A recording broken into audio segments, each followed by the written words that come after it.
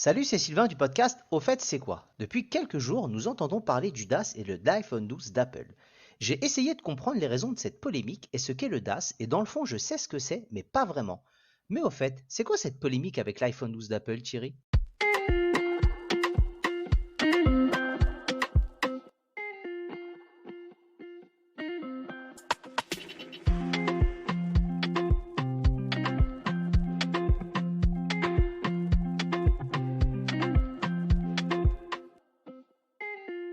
Salut Sylvain, salut tout le monde. Alors, on va commencer par le DAS, le principe du DAS. Donc, c'est un acronyme qui signifie débit d'absorption spécifique. Bien Donc, sûr. pour faire simple, c'est une mesure qui indique en gros la quantité d'ondes radiofréquences qui sont absorbées par l'usager d'un appareil radioélectrique. Donc, ça peut être un téléphone, une tablette, on y reviendra.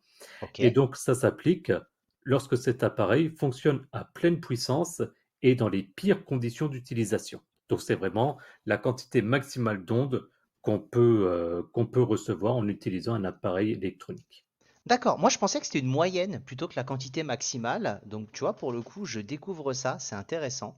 Mais je me pose la question parce qu'on parle beaucoup du DAS, mais pourquoi s'inquiéter du DAS au final? Alors, par rapport à ce que tu disais avant, en fait, au niveau du DAS, il mesure en haut du corps, en bas du corps, etc. Mais j'ai pas voulu rentrer dans tout ce détail. L'objectif, c'est pas de donner ce niveau de détail. Pour répondre à ta question, du coup, donc pourquoi s'inquiéter? En fait, ce qui se passe, c'est que, bon, l'absorption de champs électromagnétiques, ça entraîne au niveau du corps, c'est prouvé scientifiquement, une élévation de la température des tissus dans le corps. Donc, c'est Ok, simplement un effet thermique. ok. Par exemple, en électromagnétique, on connaît par exemple, je ne sais pas si tu as déjà eu l'occasion de passer une IRM, Oui. euh, et où tu as certainement vu, par exemple, il y a des messages indiqués si, alors toi et moi évidemment, on n'est pas concernés, mais pour une femme de vérifier si elle n'est pas enceinte parce qu'il y a des risques au niveau du fœtus. Ouais. Donc, il faut savoir qu'au niveau de l'inquiétude, c'est assez particulier parce qu'en fait, il y a de nombreuses études qui ont été faites pour prouver s'il y a ou non un risque pour la santé, mais à l'heure actuelle, il n'y a rien qui a été prouvé aussi bien dans un sens que dans un autre. Euh, il y a plusieurs raisons à cela. Une des raisons, c'est parce qu'il y a des personnes qui ont une sensibilité particulière par rapport à ça. On parle des personnes électrosensibles. Ouais. Et puis également, c'est une problématique purement technique dans le sens où on n'a pas assez de recul parce que ça fait des années en fait qu'on parle de ça. Mais par exemple, si on pense juste au niveau des téléphones, puisque c'est le sujet qui nous intéresse, ben, on a eu la 2G, on a eu la 3G, on a eu la 4G.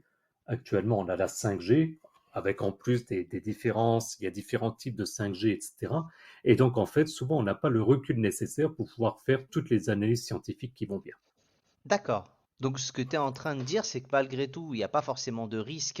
Il y a des gens, par contre, effectivement, qui sont électrosensibles, mais qu'en vrai, dans le fond, dans quelques années, on n'est pas à l'abri d'avoir un peu plus de recul et des choses qui viendront peut-être contredire ce qui se dit à l'heure actuelle. Peut-être, hein, ou je sais pas, en tout cas.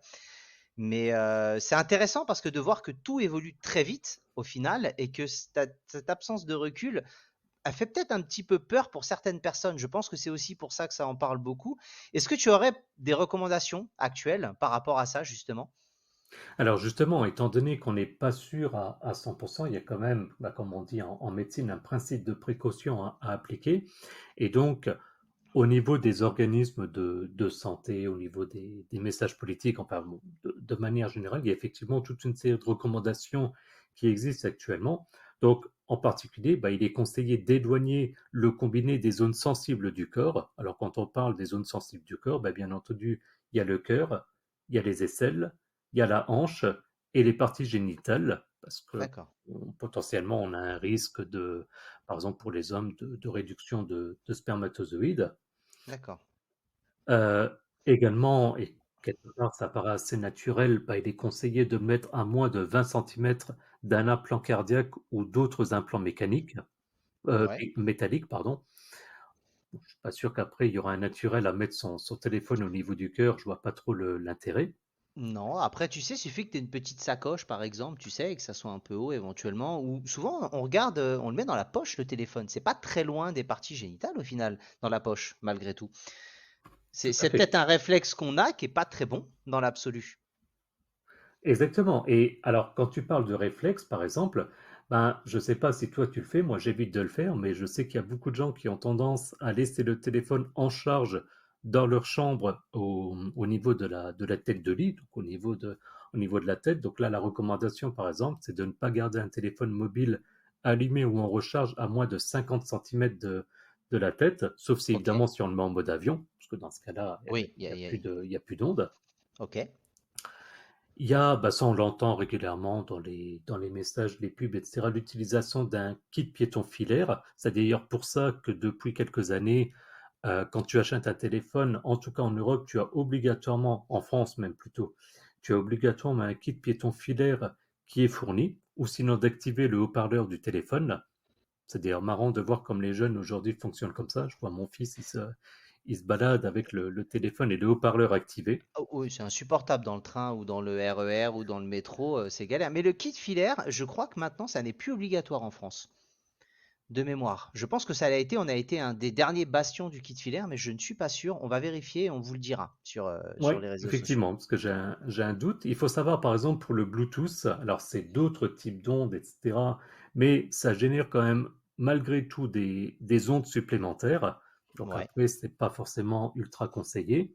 d'accord. Et une chose peut-être particulièrement importante, et ça rejoint sur la définition que j'avais donnée au départ, c'est qu'il faut téléphoner autant que possible, j'allais dire autant que faire se peut, mais c'est peut-être un peu vieillot comme expression, dans des conditions de bonne réception. Je Bien pense que sûr. toi, tu le vis aussi dans ton entreprise. Des fois, tu as des endroits où tu captes pas bien. Appeler dans des ascenseurs, par exemple, où il y a souvent c'est très métallique. Bah, ça, c'est pas conseillé parce que du coup, tu as des effets de rebond des ondes et donc forcément, ça peut augmenter à ce moment-là le DAS. Bien sûr, bien sûr. Et comment, en France, on va parler un petit peu de notre pays, hein, comment c'est contrôlé, justement? Est-ce qu'il y a un organisme, quelque chose? Je présume, hein, mais je connais pas le nom. Ouais, alors il y en a deux en fait. Il y a l'Agence nationale des fréquences, donc qu'on oppose souvent sous le nom de ANFR. Ok, Donc cette agence en fait, elle est chargée des vérifications relatives aux radiofréquences. Donc pour faire simple, elle prélève de manière inopinée des produits qui sont mis en vente et puis elle fait réaliser simplement des tests en laboratoire et rend public les résultats. Et donc forcément, dans le cas où un produit n'est pas conforme, ils sont immédiatement retirés du marché. Il peut même y avoir des amendes qui peuvent être affligées. Donc ça, c'est au départ. Et puis ensuite, il y a un deuxième organisme. Alors celui-là, je pense qu'au niveau du sigle, tu vas nettement mieux le citer que moi. C'est la ah, fameuse. la DGCCRF, la Direction générale de la concurrence, de la consommation et de la répression des fraudes. Voilà, je suis amené à en entendre parler dans le cadre de mon travail, donc c'est vrai que pour moi, c'était plus facile de le citer. Voilà, donc je te l'ai laissé en Ah cadeau. ouais, c'était mon moment. Donc ils peuvent également effectuer en fait des contrôles, mais dans ce cas-là inopinés. Donc c'est ce qui permet Ok, de vérifier le respect par le fabricant ou au moment également de la mise sur le marché, mais donc ça peut être au début, ça peut être par la suite. ok. Donc il y a en fait deux organismes qui peuvent faire ce type de contrôle. D'accord. Alors, c'est bien beau. Là, on a parlé un peu de technique et on a essayé de vous expliquer un peu à quoi correspondait le DAS. Quid de l'affaire iPhone 12? Parce que c'est quand même là, c'est ce qu'on veut savoir. Qu'est-ce qui s'est passé? Voilà, donc au niveau de l'iPhone 12, en fait, ce qui se passe, donc c'est justement bah, le deuxième organisme dont on a parlé, qui en fait a levé l'alerte.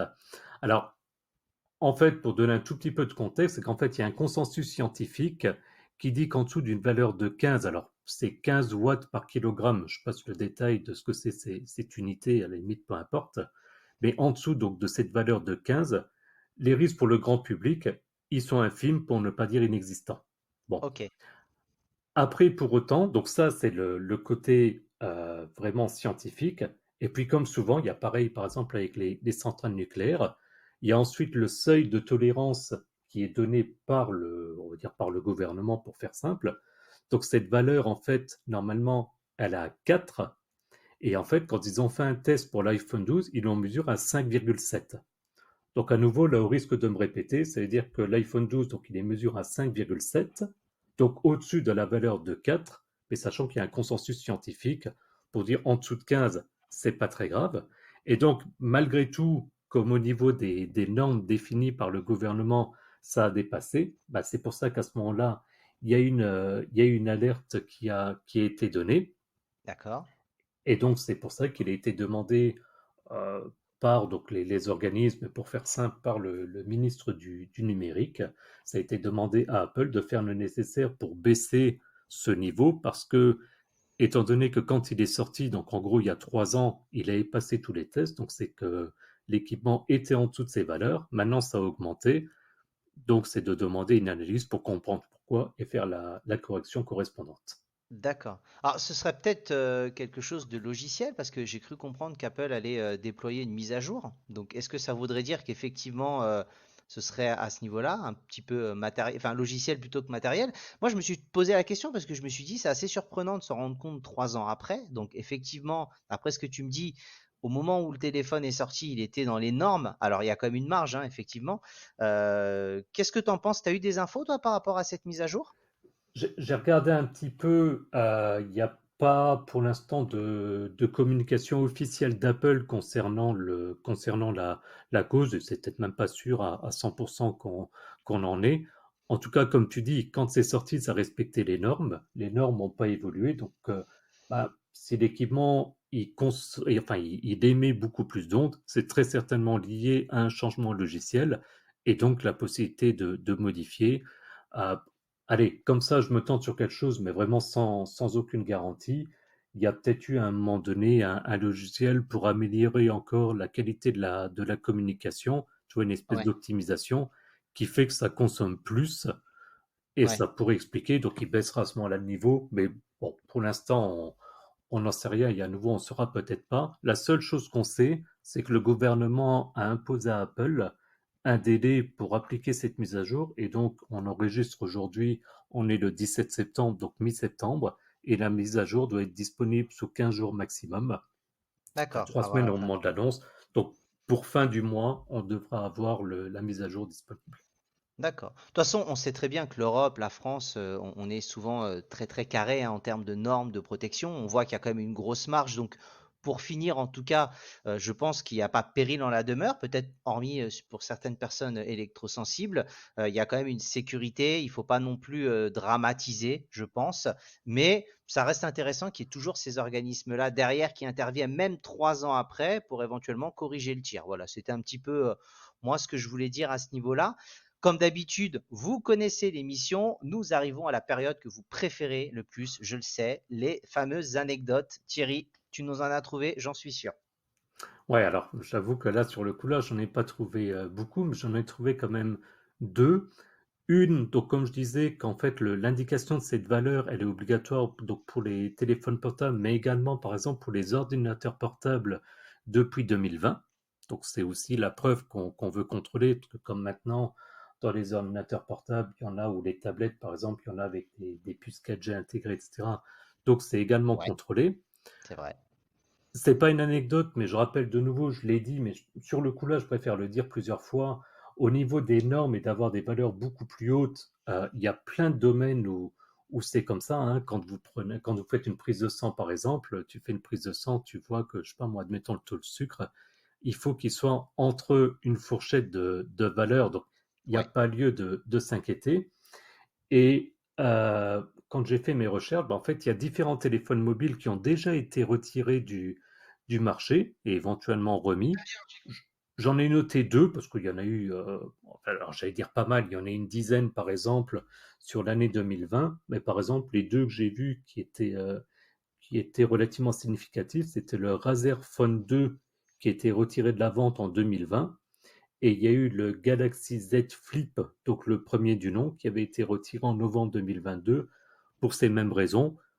Sachant qu'après, voilà, à nouveau, l'exemple du Z Flip, ben, il y a le Z Flip 5 qui est sorti il y a peu de temps, donc ça montre qu'après, ça peut être adapté. Donc, bien c'est sûr. normal que ce soit remonté. Ça ne veut pas dire non plus que c'est une catastrophe et qu'il faut après dénigrer Oui, entièrement un constructeur ou quoi que ce soit. Et je pense que c'est important de le signaler aussi. après, c'est des téléphones qui sont peut-être plus utilisés énormément pour le Galaxy Z Flip, en tout cas première édition. Bon, l'iPhone 12, oui, parce que Apple met quand même des mises à jour relativement longues, donc je pense qu'il est encore utilisé.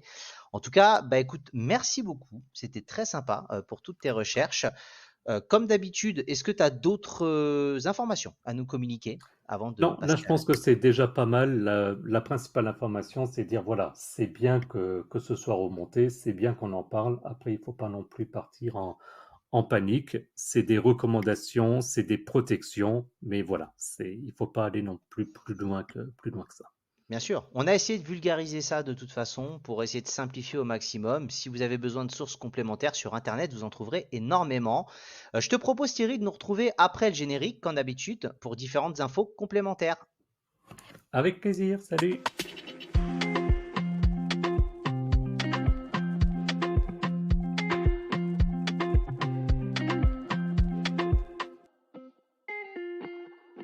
Et c'est de nouveau Sylvain du podcast. Au fait, c'est quoi?